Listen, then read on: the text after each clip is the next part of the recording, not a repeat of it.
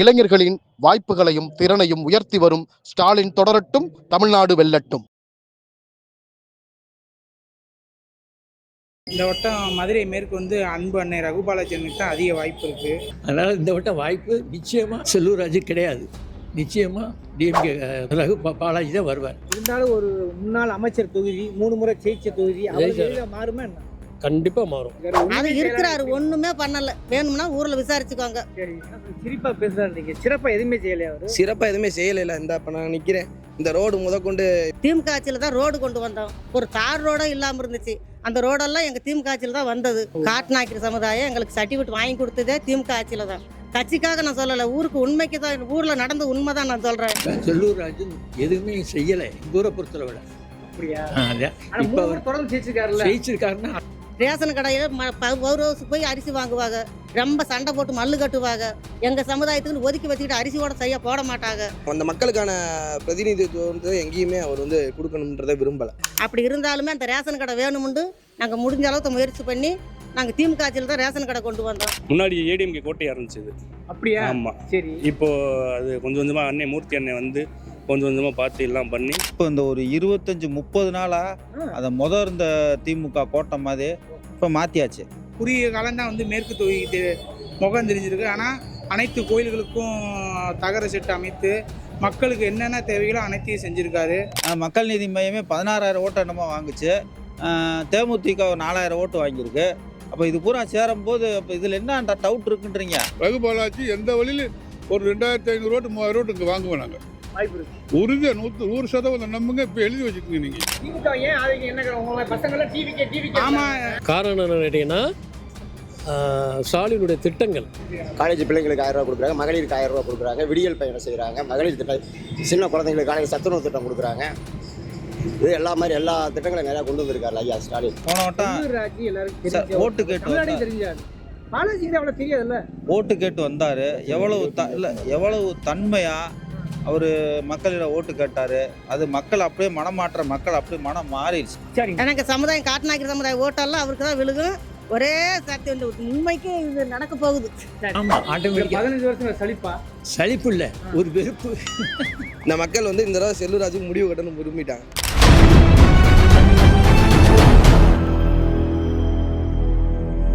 வணக்கம். இப்போ நம்ம எங்கே வந்திருக்கோம்னாக்கா மதுரை மேற்கு தொகுதிக்கு வந்திருக்கிறோம். இங்கே பிரபலமான அமைச்சர் தெரியும், அதிமுக அமைச்சர் செல்லூர் ராஜு.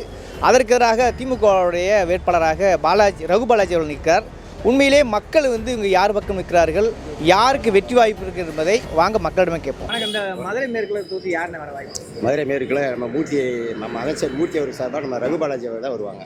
ரகுபாலாஜி ஆமாம், கன்ஃபார்மாக. போன வருஷம் இருந்தவர் செல்லூர் ராஜு இந்த பக்கமே இவ்வளோ ஓட்டு கேட்குறப்ப மட்டும்தான் வந்தார்.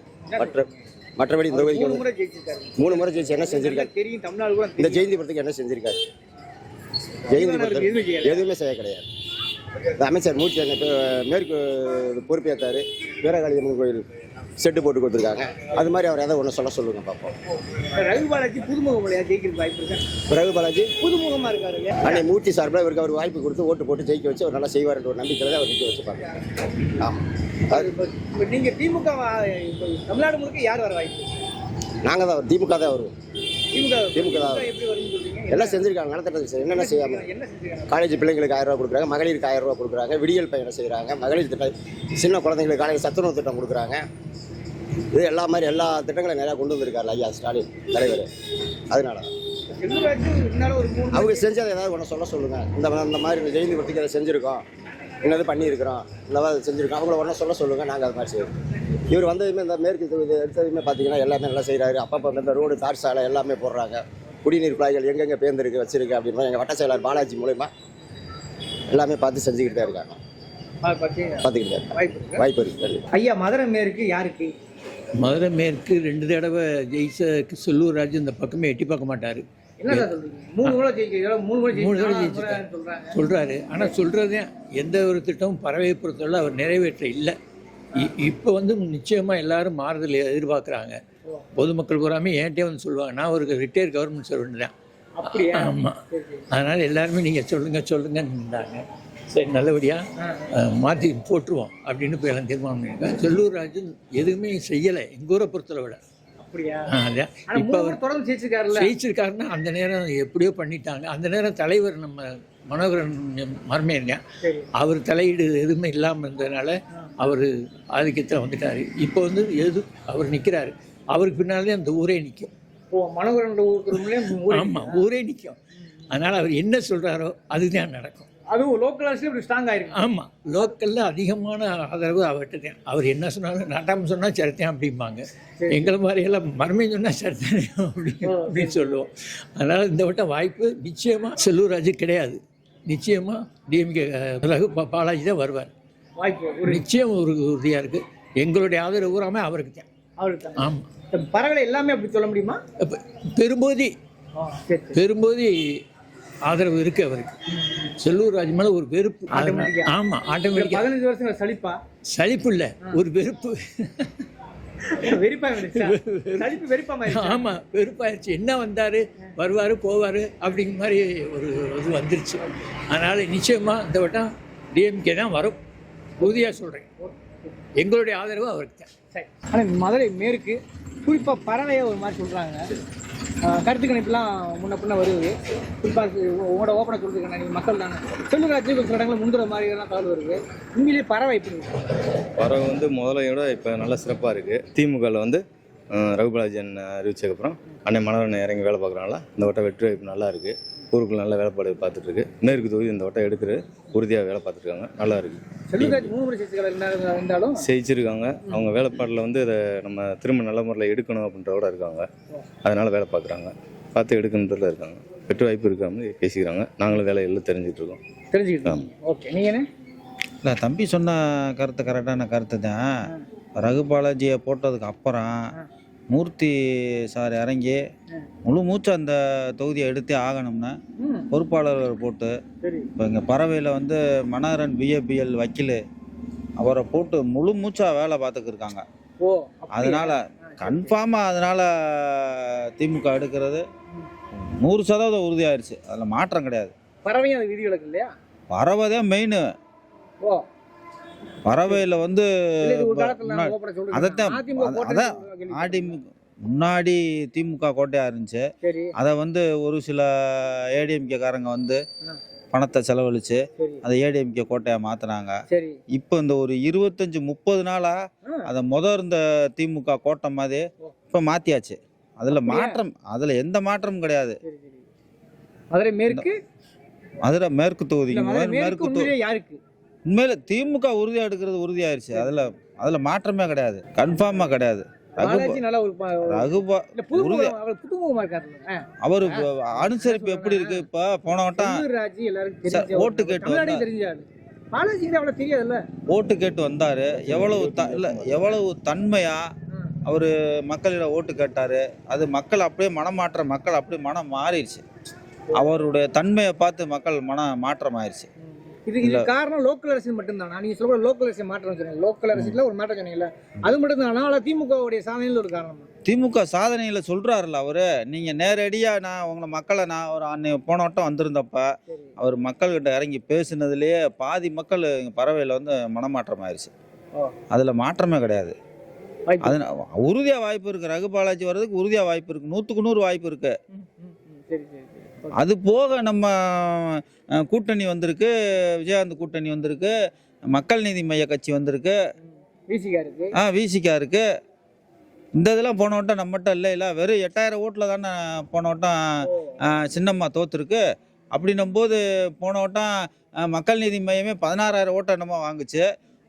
தேமுதிக 4000 ஓட்டு வாங்கியிருக்கு. அப்போ இது பூரா சேரும் போது அப்போ இதில் என்ன டவுட் இருக்குன்றீங்க? அந்த கணக்குல சொல்றீங்க. ஆமா, இதுல என்ன டவுட் இருக்குன்றீங்க? மாற்றமே கிடையாது. உறுதியா மாற்றம் கிடையாது. மதுரை மேற்கு தொகுதியில் 2 பேர் செல்லூர் ராஜ் நிற்கிறாரு, பாலாஜி நிற்கிறாரு. பறவை பொறுத்தளவுல யார் வர வாய்ப்பு இருக்கு? நீங்க யாருக்குமா? பறவை பொறுத்தளவுக்கு பாலாஜி சார் வரதான் வாய்ப்பு இருக்கு. என்ன காரணம்னா அவர் அடிப்படையில் 3 தடவை ஜெயிச்சிருந்தார் செல்லூர் ராஜு. 2 தடவை அமைச்சராக இருந்தார், 1 தடவை எம்எல்ஏ இருந்தார். எங்களுக்கு அடிப்படை வசதி கூட ஒன்றும் அவர் செஞ்சு கொடுக்கல. அதனால் எங்களை ஏறிட்டு கூட பார்க்காது, ஓட்டுக்கு மட்டும் தான் வருவார். மற்ற நேரம் யாரையும் பார்க்கறது கூட வர்றதில்லை. ஒண்ணுமே செய்யலைன்னா எதை ஒன்றுமே செய்யலை. எங்கள் ரோடெல்லாம் திமுக ஆட்சியில் தான் போட்டது. ரோடெல்லாம் திமுக. ஒரு தடவை நாங்கள் கவுன்சிலரோட ஜெயிச்சிருக்கும் போது திமுக ஆட்சியில் தான் சில தமிழரசு ரவிக்குமார் ஜெயிச்சிருந்தாங்க. அப்போ அமைச்சர் மூலியத்தில் தான் இந்த வேலையெல்லாம் எங்களுக்கு குடும்ப கட்டுப்பாட்டிலேருந்து, ஆஸ்பத்திரி வசதியிலேருந்து, ரோடு வசதியிலேருந்து, எங்களுக்கு பஸ்ஸு விட்டதுலேருந்து எல்லா வசதியுமே எங்களுக்கு திமுக ஆட்சியில் தான் வந்துச்சு. ஆமாம், திமுக ஆட்சி தான் வந்துச்சு. ஆனால் எங்களுக்குன்னு எங்கள் ரொம்ப தாழ்த்தப்பட்ட மக்கள் வந்து அவர் எடுத்து பார்க்குறதே இல்லை. ஓட்டுக்கு மட்டும் தான் வருவார். காட்டுநாய்க்கிற சமுதாயம் எங்களுக்கு சர்டிஃபிகேட் வாங்கி கொடுத்ததே திமுக ஆட்சியில் தான். அப்படியே தமிழரசு ரவிக்குமார் இருக்கும்போது தான் எங்களுக்கு சர்டிஃபிகேட்டை வாங்கி கொடுத்தது. அந்த சர்டிஃபிகேட் கூட இப்போ நிப்பாட்டி வச்சுருக்காங்க. அது ஒரு கோர்ட்டில் கேஸில் நிப்பாட்டி வச்சுருக்காங்க. கொடுத்த சர்டிஃபிகேட்டு 500 600 சர்டிஃபிகேட் 1000 சர்டிஃபிகேட்டுக்கு வாங்கின சர்டிஃபிகேட் இப்போ நிறையா பிள்ளைகளுக்கு இல்லாமல் நிற்கிறாங்க. அது படிக்கிறதுக்கு காலேஜ் போகிறதுக்கு சிரமமாக இருக்குது. அது திமுக ஆட்சி வந்தால் தான் மறுபடியும் அவர் ஸ்டாலின் சர்டிஃபிகேட் வாங்கி தரதா யாராவது உறுதி அளிச்சிருக்காங்களா? எங்களுக்கு அமைச்சர் உறுதி அளிச்சிருக்காரு. பாலாஜி சாரு அமைச்சரும் உறுதி அளிச்சிருக்காரு. அவர் கண்டிப்பாக எங்களுக்கு வாங்கி கொடுக்குறோம்னு சொல்லியிருக்காரு. ஆனால் கண்டிப்பாக வாங்கி கொடுப்பாரு, நம்பிக்கை எங்களுக்கு இருக்குது. ஆனால் எங்களுக்கு செல்லூர் ராஜு ஒன்றுமே பண்ணலை. அவரெல்லாம் அவர் பண்ணது என்ன பண்ணாரு, ஓட்டு கேட்க மட்டும் வருவார். அமைச்சர் வந்திருக்காரு, எம்எல்ஏ வந்திருக்காரு, அது இருக்கிறாரு, ஒன்றுமே பண்ணலை. வேணும்னா ஊரில் விசாரிச்சுக்கோங்க. இந்த ரோடு போட்டது திமுக ஆட்சியில் தான். ரேஷன் கடையில் பௌரோஸுக்கு போய் அரிசி வாங்குவாங்க. ரொம்ப சண்டை போட்டு மல்லு கட்டுவாங்க. எங்கள் சமுதாயத்துக்குன்னு ஒதுக்கி வச்சுக்கிட்டு அரிசியோட செய்ய போட மாட்டாங்க. அப்படி இருந்தாலுமே அந்த ரேஷன் கடை வேணும்னு நாங்கள் முடிஞ்ச அளவுக்கு முயற்சி பண்ணி நாங்கள் திமுக ஆட்சியில் தான் ரேஷன் கடை கொண்டு வந்தோம். திமுக ஆட்சியில் தான் பஸ்ஸு கொண்டு வந்தோம். திமுக ஆட்சியில் தான் ரோடு கொண்டு வந்தோம். ஒரு தார் ரோடோ இல்லாமல் இருந்துச்சு. அந்த ரோடெல்லாம் எங்கள் திமுக ஆட்சியில் தான் வந்தது. கட்சிக்காக நான் சொல்லலை, ஊருக்கு உண்மைக்கு தான், ஊரில் நடந்த உண்மை தான் நான் சொல்கிறேன். இந்த ரோடு ரயில்வே ரோடெல்லாம் ஒரு பணத்தை எடுத்துகிட்டு வர முடியாமல் இருந்துச்சு. ரொம்ப பாதிப்பாக இருந்துச்சு மக்களுக்கெல்லாம். அந்த ரோடெல்லாம் போட்டு கொடுத்தது திமுக ஆட்சியில். இப்போ அமைச்சர் வந்த பிறகு தான் 8 மாதம் ஆகுது அமைச்சர் இந்த பக்கம் அவருக்கு பவர் கொடுத்து. அதுக்கு அப்புறம் தான் அந்த ரோடே வந்தது எங்களுக்கு. ஆனால் எங்களுக்கு முக்கியமான பிரச்சனையெல்லாம் ஜாதி சர்டிஃபிகேட் ரொம்ப சிரமத்தில் இருக்கிறோம். ஆனால் அமைச்சர் எங்களுக்கு வாக்குறுதி கொடுத்துருக்காரு. கட்டாயம் எங்களுக்கு செஞ்சு தருவார், நம்பிக்கை எங்களுக்கு இருக்குது. அதனால் பாலாஜிக்கு தான் எங்கள் ஓட்டெல்லாம். அவர் கண்டிப்பாக ஜெயிச்சிருவார். அவருக்கு முன்னணியில் 1 லட்சம் ஓட்டுக்கு மேலேயே வாங்கி ஜெயிச்சிருவார், நம்பிக்கை இருக்குது.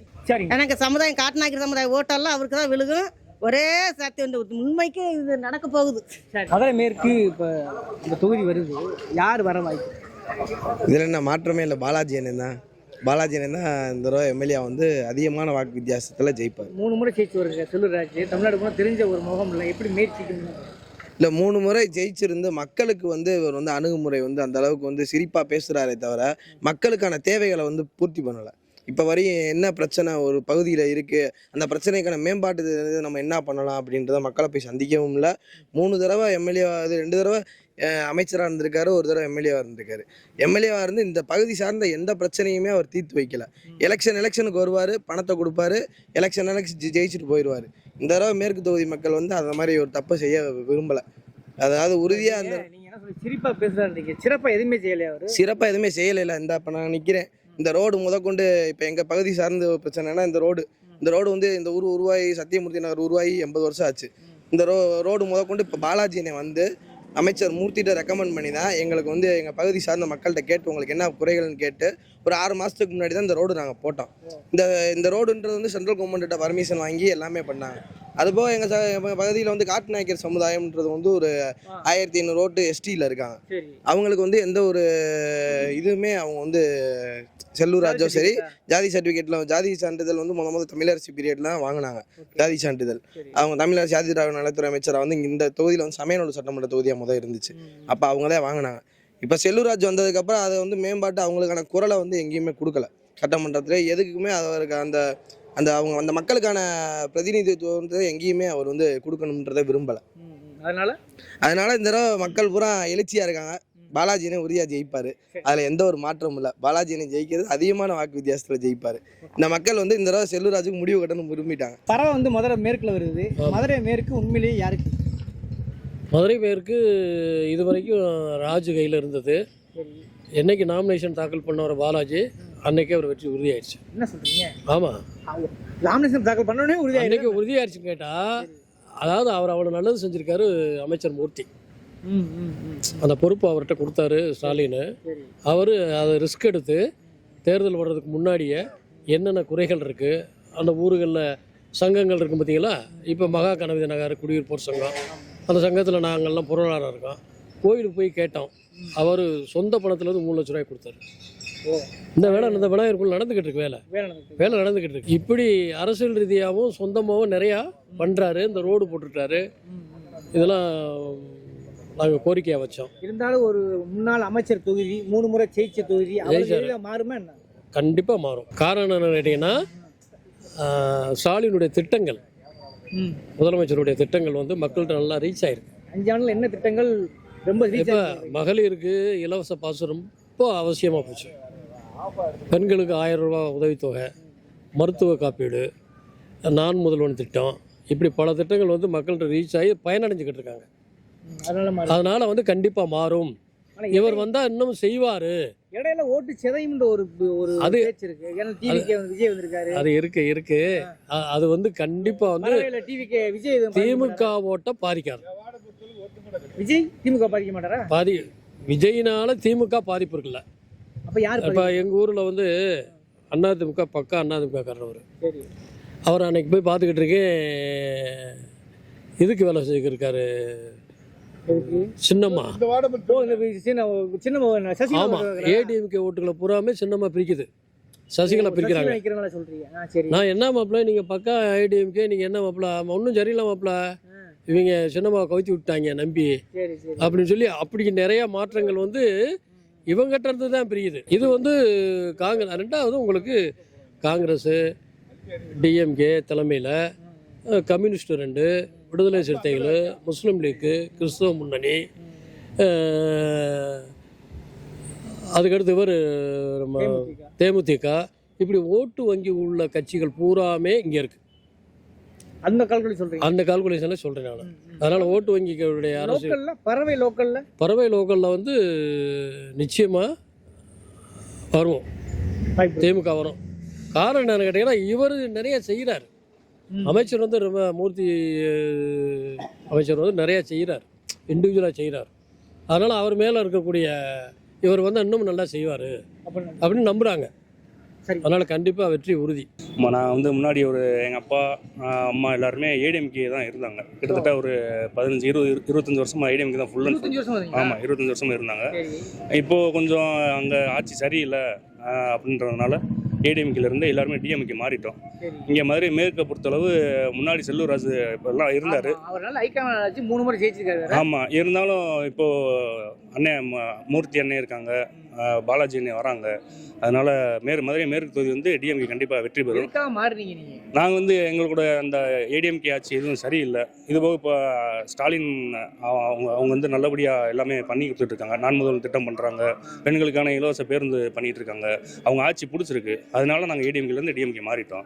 இந்த தடவை கண்டிப்பாக வந்து மதுரை மேற்கு தொகுதி வந்து வெற்றி வேட்பாளர் ரகுபாலாஜி அவர் வந்து வாய்ப்பு இருக்குது. ஆமாம், வெற்றி பெற. முன்னாடி ஏடிஎம்கே கோட்டையாக இருந்துச்சு இது. அப்படியா? ஆமாம், சரி. இப்போது அது கொஞ்சம் கொஞ்சமாக அண்ணன் மூர்த்தி அண்ணன் வந்து கொஞ்சம் கொஞ்சமாக பார்த்து எல்லாம் பண்ணி இப்போ அப்படியே மாறி இருக்குது. ஆமாம், மனோரை மாமா வந்து எல்லாம் முன்னாடி எல்லோரும் இதாக இருந்தாங்க. மனோரை மாமா வந்து எல்லாருமே பேசி எல்லாமே இப்போ டிஎம்கேக்கு கொஞ்சம் சப்போர்ட்டாக இருக்காங்க. டிஎம்கேக்கு தான் வெற்றி அதிகமாக இருக்குது.